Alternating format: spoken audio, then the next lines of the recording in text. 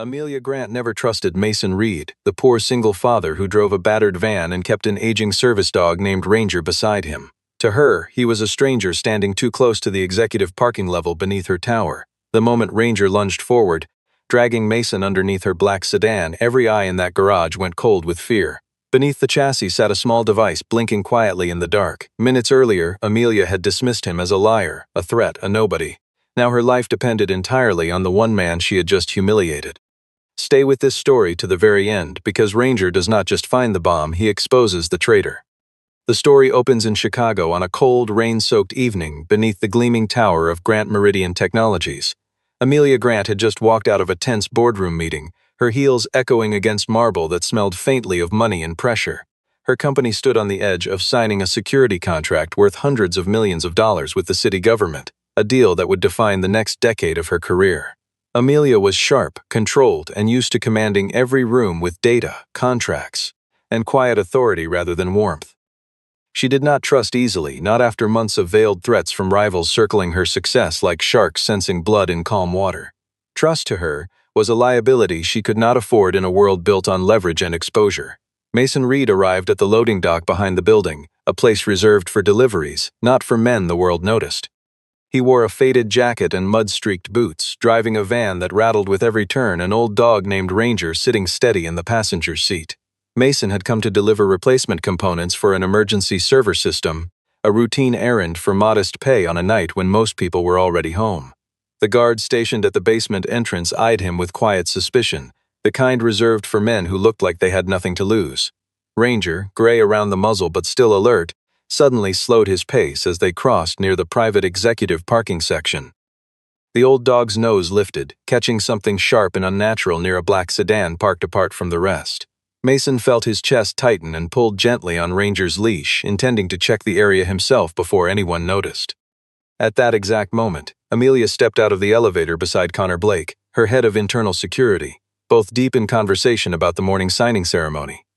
Connor spotted Mason crouched near the sedan and immediately raised his voice, accusing the stranger of loitering near the chief executive's vehicle without authorization.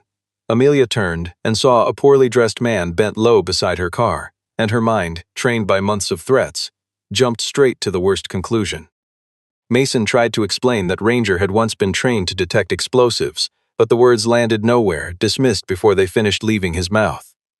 Amelia studied his worn clothing and the rust on his van and decided this story sounded like something a desperate man might invent to extort sympathy or worse. She ordered the guards to hold him, while Ranger growled low beneath the car, his body rigid, refusing to move from the spot he had chosen. Mason did not resist. He simply stood still, eyes fixed on his old partner, watching the warning signs no one else in that garage seemed willing to read. Rain kept falling outside in long gray sheets, drumming against the metal awning over the loading dock where Mason had first parked his van. The smell of wet asphalt mixed with the sharp tang of motor oil drifting up from the garage floor below. Amelia barely noticed the weather. Her mind was still circling the boardroom numbers, the looming signature, the weight of a deal that could either secure her company's future or expose it to ruin. She had not slept properly in days, and exhaustion made her instincts sharper toward danger and blunter toward kindness. Connor stood close to her shoulder the way he always did, a habit she had once mistaken for loyalty rather than positioning. Nothing about the night felt unusual to her until Ranger's low growl cut through the hum of the ventilation system, a sound too controlled to be random anxiety. Mason's hand tightened on the leash, every muscle in his body suddenly alert in a way the guards around him completely failed to notice. Mason had once served in an explosive ordnance disposal unit, the kind of work that taught a man to read tension in a wire long before he ever read it in a person's face. He and Ranger had spent years together overseas, trusting each other in moments when a single mistake meant no second chance. After a mission went wrong and left a close friend wounded, Mason left the service quietly, carrying no medals into civilian life, only memories he rarely spoke about. He never used his past to ask for sympathy or special treatment, not even now, not even with strangers staring at him like a threat. These days he worked several small jobs to support his young son, a boy mentioned only in passing, the quiet reason Mason kept moving forward through nights like this one. Ranger was old now, his hips stiff, his pace slower than it used to be, but his nose remained as sharp as the day he first wore a working harness. Mason had taken the overnight delivery route because it paid better than the daytime shifts, never imagining the car parked in that reserved space belonged to the woman now ordering him restrained. He watched Ranger's posture and recognized something far beyond ordinary nervousness, the controlled, focused alert of a dog trained never to react without real cause. Ranger did not bark at strangers or shadows. He had been conditioned for years to respond only to the scent of explosive compounds or burning wire insulation. Mason turned toward Amelia and told her, calmly but urgently, that the area needed to be cleared immediately, that lives depended on the next few seconds. Amelia demanded proof before she would consider believing a man she had never met. Mason said the proof was underneath her car, but warned that nobody could be allowed to start the engine under any circumstance. Connor laughed under his breath, suggesting that Mason himself might have planted something beneath the vehicle only to stage a dramatic discovery and demand a reward. Amelia, already rattled by a week of anonymous threats mailed to her office, found that theory disturbingly easy to believe. Mason did not raise his voice or argue his innocence.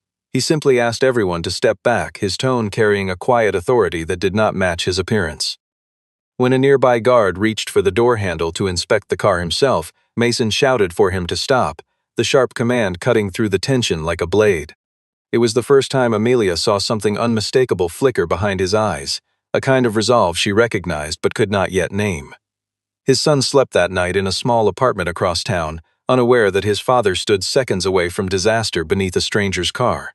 Mason thought of him only briefly, a flicker of warmth steadying his nerves before he pushed the thought aside to focus entirely on the moment in front of him.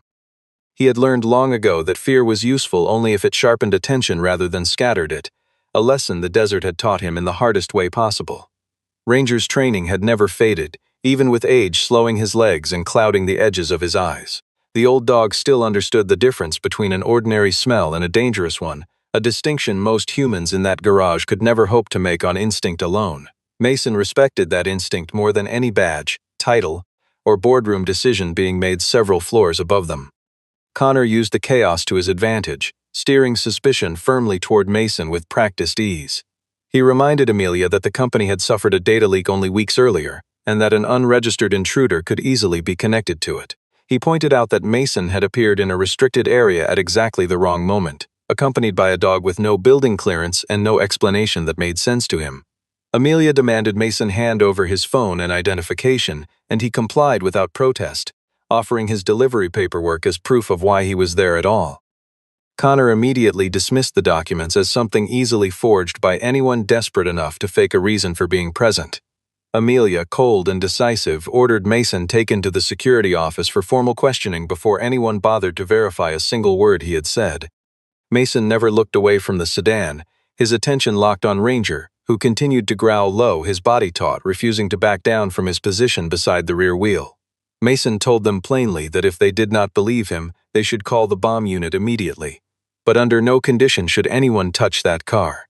Connor, determined to prove him wrong in front of Amelia, ordered a nearby security officer to start the engine and settle the matter once and for all. Mason broke free from the guards holding him and lunged forward, not toward Amelia, but toward the man holding the car keys. Amelia, startled and certain she was witnessing an attack against her, froze where she stood, her pulse hammering. Mason knocked the keys from the officer's hand and shoved him away from the vehicle before anyone could process what was happening. The garage dissolved into noise and confusion, voices shouting over each other, radios crackling, fear spreading through the concrete space like smoke. Amelia's anger flared, certain Mason had simply lost control in front of everyone watching. But seconds later, Ranger dropped flat beneath the car and clawed sharply at a hidden seam along the undercarriage, refusing to stop until Mason crouched down beside him. Mason caught sight of a thin wire poking through a patch of dried mud near the rear axle, and his expression changed completely. In a voice quieter than before but absolute in its certainty, he said the only words that mattered. "Nobody moves." For a brief moment, the entire garage seemed to hold its breath, security radios crackling uselessly against the sudden silence that followed Mason's command. Amelia's mind raced through every threat assessment she had ever read, none of which had prepared her for standing this close to a device that could end her life in an instant. Connor's earlier confidence had faded into something quieter, almost watchful, though Amelia was too overwhelmed to notice the change in him. Mason knelt without flinching, his focus narrowing entirely onto the wire glinting faintly under his flashlight beam. He had seen wires like this before in places far from Chicago, in moments when one wrong move meant a funeral instead of a Tuesday. The memory did not paralyze him. It steadied him the way old scars sometimes do when the body remembers exactly what the mind tries to forget.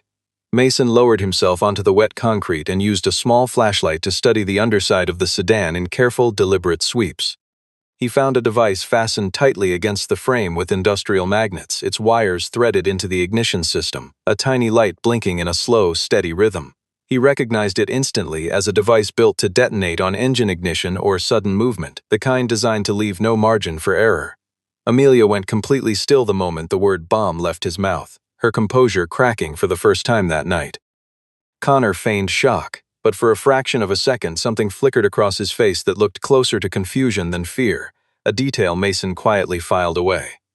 Mason ordered everyone to retreat at least several dozen meters from the vehicle, his voice carrying the unmistakable weight of someone who had commanded chaos before. Amelia found herself startled by the sudden shift in him. The way his words now sounded like a man who had once led people through crisis rather than a stranger accused of causing one.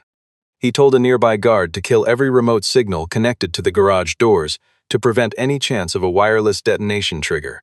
He instructed another to call the police, the bomb disposal unit, and emergency services immediately, without hesitation. Connor tried to interject, insisting Mason had no authority to give orders inside a building that was not his. Mason turned to him with a stare cold enough to end the argument and told him that if he wanted to live through the night, he should stay quiet and step back.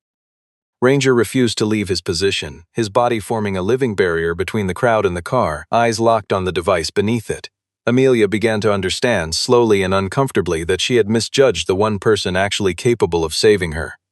Security started clearing the area, but Amelia resisted leaving immediately, too stunned to process the danger fully. Mason firmly pushed her back, warning her that whoever planted the device might be watching her reaction at this very moment from somewhere close by. The thought sent a cold wave through her body, a fear sharper than anything she had felt in the boardroom hours earlier. She realized, with sudden clarity, that this was not simple sabotage aimed at property. Someone wanted her dead, and they had nearly succeeded without anyone noticing until a tired old dog refused to look away. Amelia watched Mason work with a strange, unfamiliar sense of helplessness, the kind she rarely allowed herself to feel in any setting. Every decision in her life had always come with leverage, a contract, a calculation she could control from behind a desk. Here, beneath fluorescent lights flickering against wet concrete, none of that mattered at all. Mason's voice remained steady even as the device blinked its slow, patient rhythm just inches from his face. He spoke to Ranger softly, a quiet command that pulled the dog back just far enough to stay safe without abandoning his post entirely. Amelia found herself trusting that voice more in those few minutes than she had trusted anyone inside her own company in recent memory. It was not charisma. It was competence, plain and unhurried, the kind that did not need to announce itself to be real. As the evacuation continued, the garage lighting flickered without warning, throwing long shadows across the concrete pillars. Mason suspected someone might be tampering with the power grid or the camera feeds, a possibility far worse than a simple electrical fault. Connor insisted it was nothing more than a glitch caused by the storm outside, but Mason did not believe a word of it. Ranger suddenly spun around and barked sharply toward the emergency stairwell at the far end of the garage. Mason caught a glimpse of a figure slipping through the heavy steel door before it swung shut completely. He understood immediately that the device under the car likely carried a secondary trigger in case the first plan failed. Mason pulled Amelia behind a thick concrete pillar without asking permission, and she resisted instinctively, unused to anyone giving her orders inside her own building. Moments later, a small explosion echoed from near an electrical panel across the garage, partially collapsing a section of the rolling door. It was not the main device detonating, only a smaller charge meant to seal off the only clear path to safety. Amelia trembled, suddenly aware that Mason had just protected her life for the second time within minutes. He had done it without theatrics, relying instead on quick analysis of escape routes, blind camera angles, and the subtle shift in Ranger's behavior. Connor had vanished from sight for several long minutes during the chaos, a detail that did not escape Mason's attention. A real head of security, Mason reasoned, would never abandon the chief executive during an active threat like this one. Amelia still hesitated to believe Connor capable of betrayal, since he had worked loyally beside her for years through countless difficult moments. Mason did not push her to accept his suspicion outright. Instead, he offered a single, simple principle to hold on to in the chaos. In a crisis, trust actions, not titles. The words settled into her mind and would not let go, becoming the quiet hinge on which the rest of the night would turn. This section widened the danger beyond a single device. revealing that a deeper, more personal threat moved somewhere close among the very people sworn to protect her. Sirens wailed faintly somewhere above ground, growing louder as emergency vehicles converged toward the building from several directions at once. Amelia pressed her back against the cold pillar, aware of how close Mason stood beside her, close enough that she could feel the tension radiating off him like heat from a closed door. She had spent years building walls around herself, careful never to depend on anyone who might later use that dependence against her. Yet here, in the dark, with smoke curling near the collapsed section of garage door, those walls felt suddenly irrelevant. Mason did not try to comfort her with empty words or false reassurance. He simply stayed close, watching every shadow, every flicker of light, every subtle shift in Ranger's stance, because comfort meant nothing if it left her unprotected.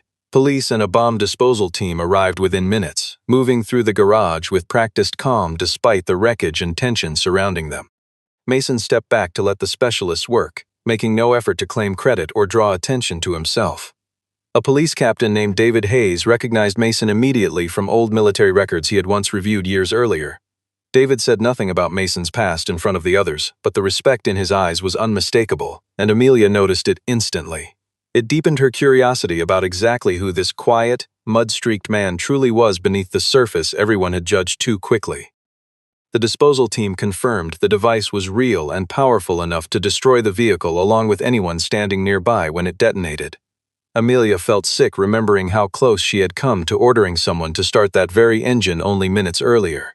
Mason asked for the security footage covering the 3 hours before Amelia had arrived at the garage that evening. Connor returned and claimed the camera system had malfunctioned at the exact moment in question, a convenient gap that struck Mason as far too clean to be accidental. Ranger sniffed at the sleeve of Connor's jacket and let out a low, deliberate growl that made the man visibly uncomfortable. Connor demanded the dog be removed from the area, his irritation sharper than the situation seemed to warrant. Mason noticed a streak of reddish clay on Connor's shoes, the same shade of mud found beneath the sedan, though the underground garage itself had no such soil anywhere within its walls. Mason said nothing accusatory yet, aware he lacked enough proof to make a formal claim. Instead, he quietly advised Amelia to back up all relevant data using a secondary server rather than relying on the building's primary security system. Amelia hesitated only briefly before following his suggestion. The first time that night she had acted purely on his word alone. A technician soon discovered that the main access logs had been deleted entirely, erased with deliberate precision. Fortunately, an automatic backup still existed on an older server that Connor apparently did not know still ran in the background. The investigation had quietly begun, and Mason, without seeking the role, found himself at the center of it. David pulled Mason aside briefly, his voice low enough that only the two of them could hear what passed between them. He asked, almost gently, whether Mason intended to disappear again once this was over, the way he apparently had after leaving the service years earlier. Mason did not answer directly, his attention still split between the investigation unfolding around him and the quiet ache of memories he preferred not to revisit. Amelia watched the brief exchange from a short distance away, curiosity tightening into something closer to concern. She had built an entire career reading people across negotiating tables, yet Mason remained difficult to read in a way she found oddly disarming. Whatever history existed between him and David, it clearly ran deeper than a single chance encounter in a parking garage. For now, that history would have to wait, because the Knight had not finished testing any of them yet. After the device had been safely neutralized, Amelia asked Mason to come up to her office so she could speak with him properly away from the noise below. Mason only wanted to collect payment for the delivery and leave, since another shift was waiting for him elsewhere across the city. Amelia was caught off guard by how little he wanted from her, how he asked for nothing beyond what he had already been promised. She asked why he had risked his own life to save hers after she had insulted and detained him without cause. Mason answered simply that he had not saved her because she ran a company, but because no one deserved to die quietly in the dark without warning. Amelia fell silent, the weight of his answers settling somewhere she had not expected to feel anything at all. She began to notice, almost against her will, the difference between Mason and the powerful men who usually surrounded her in boardrooms and hallways. Mason revealed very little about his past, keeping most of it locked behind a calm, steady expression that gave nothing away easily. He mentioned only that Ranger had saved more lives over the years than anyone currently working inside this entire building combined. Amelia looked down at the old dog resting quietly nearby and, for the first time, saw him as something far more than a tired animal underfoot. She apologized to Mason for doubting him so completely from the very first moment they had met. Mason accepted the apology without softening immediately, his guard still raised after years of being misjudged by people who never looked past his clothing. He told her that an apology mattered far less than finding whoever wanted her dead before they tried again. Amelia received word that tomorrow's contract signing ceremony would proceed exactly as scheduled, regardless of tonight's events. Canceling now would send her company's stock into freefall and hand a silent victory to whoever was responsible for the attack. Mason advised her not to cancel, but insisted every detail of her travel route be changed completely before morning. Amelia asked, somewhat hesitantly, if he might help protect her through just one more night. Mason paused, reluctant to step back into a world this dangerous after leaving it behind years earlier. Then Ranger rested his graying head gently against Amelia's leg, as though the old dog had already decided to accept the mission on both their behalf. Amelia's office, usually a place of cold efficiency, felt different that night, the glass walls reflecting exhaustion neither of them bothered to hide anymore. She offered Mason coffee, a small gesture that felt oddly significant given how the evening had begun. He accepted, more out of politeness than need, watching the city lights blur through rain-streaked windows while Ranger settled onto the floor with a tired sigh. Amelia studied him quietly, trying to reconcile the calm, methodical man in front of her with the desperate stranger she had ordered restrained only hours earlier. She realized uncomfortably that her judgment of people had always relied too heavily on surface details rather than substance. That realization did not arrive gently. It landed the way most important truths do, sharp enough to leave a mark she would carry into every decision afterward. Amelia granted Mason access to the secondary camera footage under David's careful supervision the following morning. Mason found a section of video conspicuously cut near the entrance reserved for senior staff, the gap surrounded by otherwise continuous recordings. The backup footage revealed a figure in maintenance coveralls slipping through that entrance shortly after midnight, face obscured beneath a low cap. The walk, the posture, the careful stride all matched Connor far too closely for Amelia to dismiss as coincidence any longer. She still struggled to accept it fully, since Connor had stood beside her through countless high-pressure events over many years without a single visible crack. Mason explained that the most dangerous traitors were almost always the very people entrusted with protecting their victims in the first place. They discovered that Amelia's travel schedule had been accessed through a senior security account only hours before the attack occurred. Only Connor held the clearance required to view or alter that particular file without raising any immediate alarm.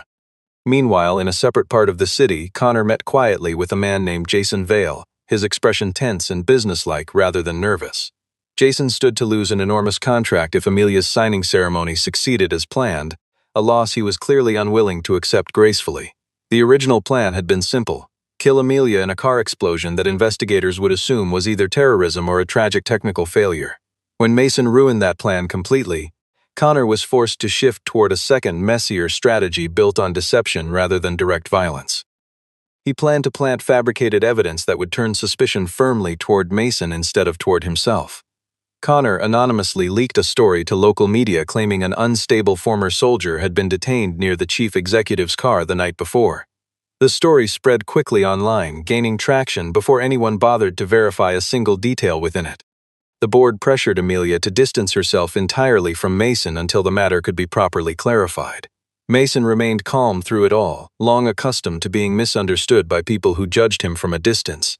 But this time, Amelia was no longer willing to simply accept whatever story someone in power decided to tell her.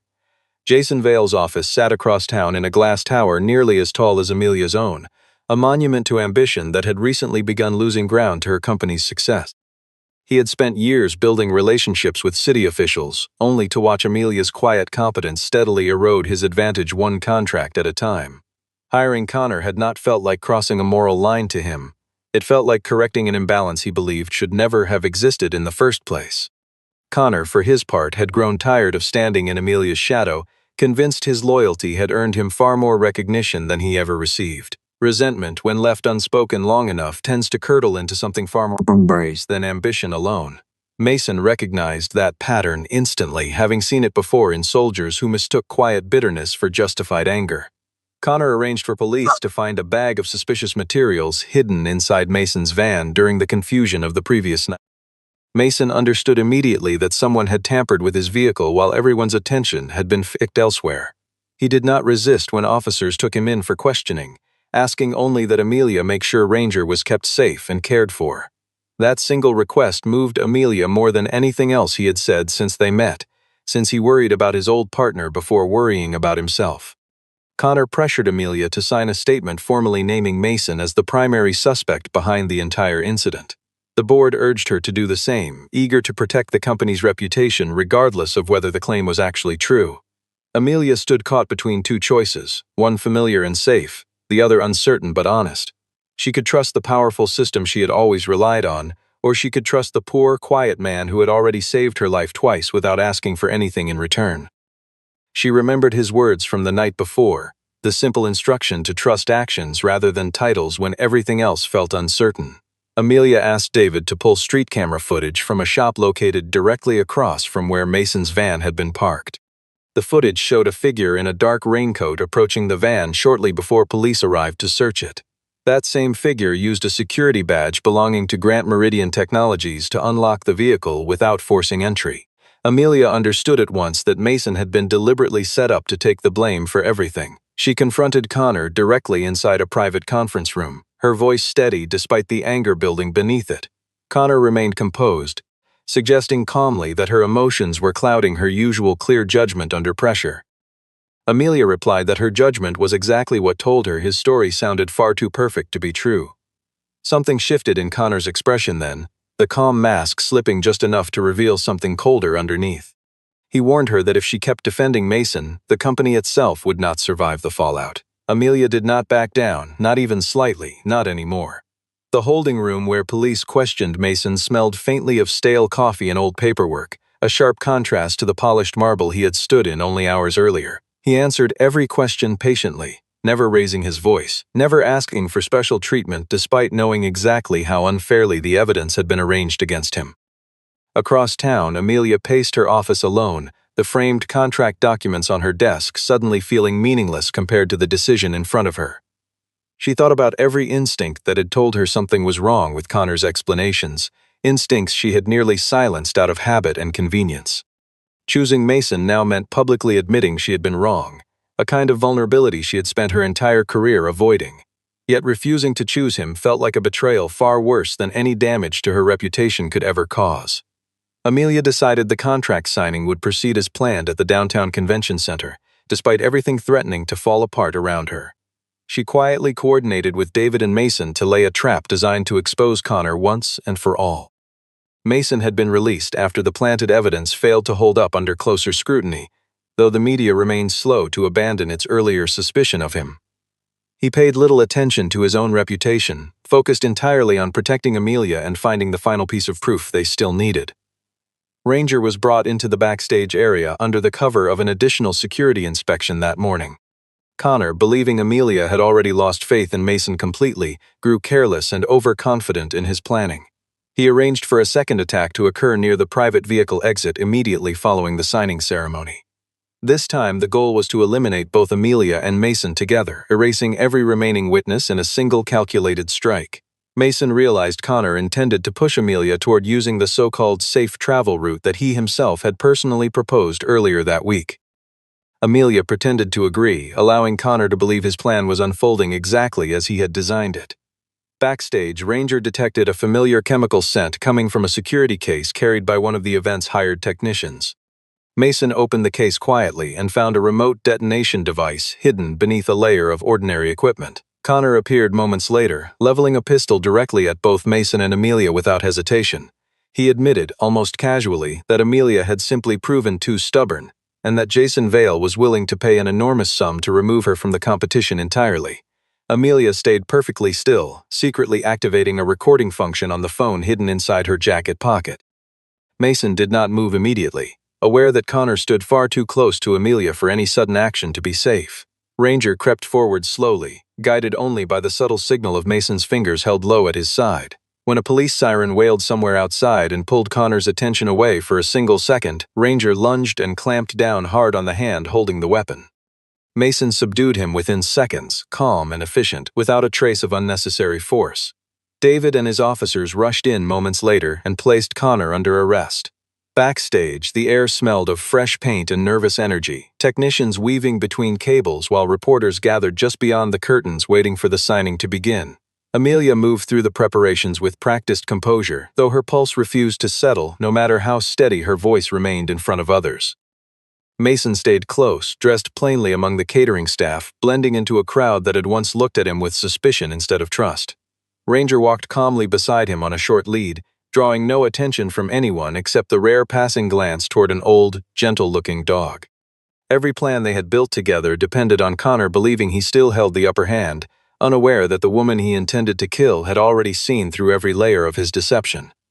Once Connor was in custody, the data recovered from his phone led investigators directly to Jason Vale without much further effort.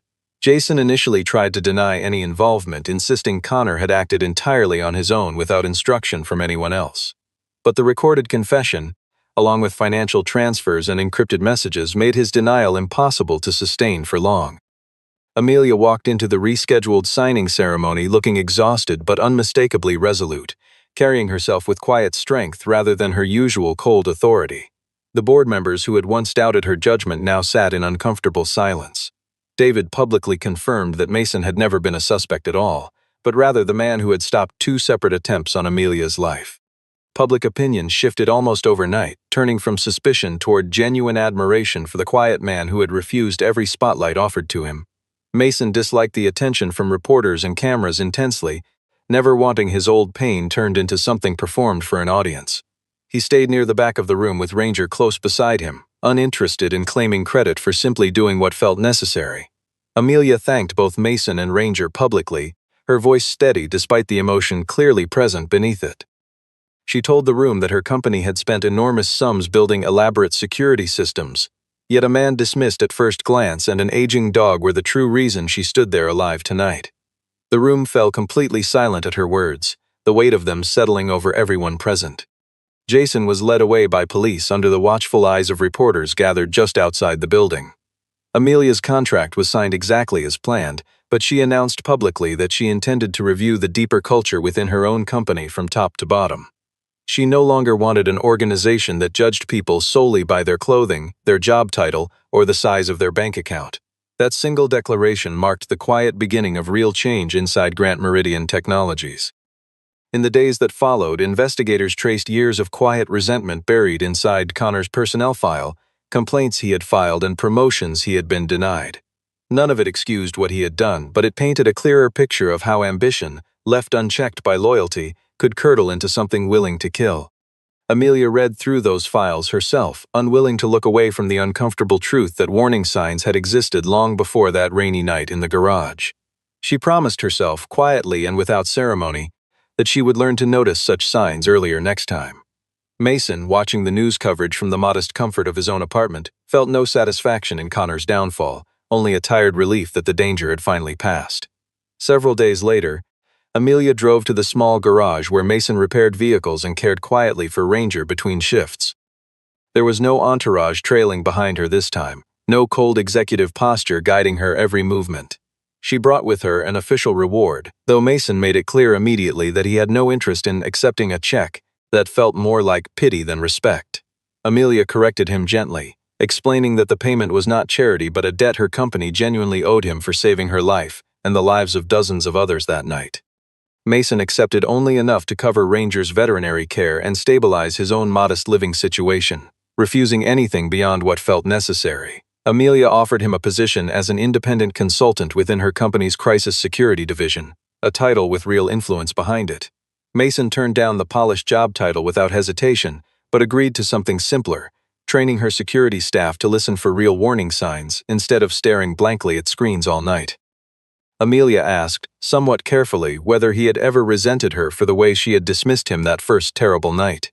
Mason admitted he had felt anger in the moment, but he understood that fear often made people see the wrong person as the danger standing in front of them. What mattered most, he said, was that she had chosen to correct her mistake while there was still time left to do so. Ranger lay quietly at Mason's feet, tired but at peace, his service finally allowed to rest without urgency pressing against it. Amelia knelt down and thanked the old dog directly, her hand resting gently on his graying head for a long moment. Mason smiled then, fully and without guard, for what felt like the first time in longer than he could remember. The story closes with Amelia walking away from that small garage not as a chief executive offering charity, but as a woman who had learned an expensive and necessary lesson about trust. Mason remained standing beneath the fading evening light, no longer the poor, doubted stranger from that rain-soaked parking garage. He was the man who had saved her when every system she relied on had failed completely around her. Between them now stood something unhurried and quiet, not yet love but respect, trust, and the slow, steady possibility of something gentle still to come. Outside the garage, the street had grown quiet, the kind of stillness that only settles over a neighborhood once the worst of a storm has finally passed. Amelia lingered a moment longer than necessary, watching Mason crouch down to check Ranger's paws with the same careful attention he once used to check for hidden wires beneath strangers' cars. She thought about how easily she might have lost both of them, how close the entire story had come to ending in tragedy instead of quiet recovery. Mason caught her watching and offered a small nod, an unspoken acknowledgement that some debts could never be fully repaid, only honored through small, steady gestures over time. Neither of them rushed to fill the silence that followed. Some understandings did not need words to settle firmly into place.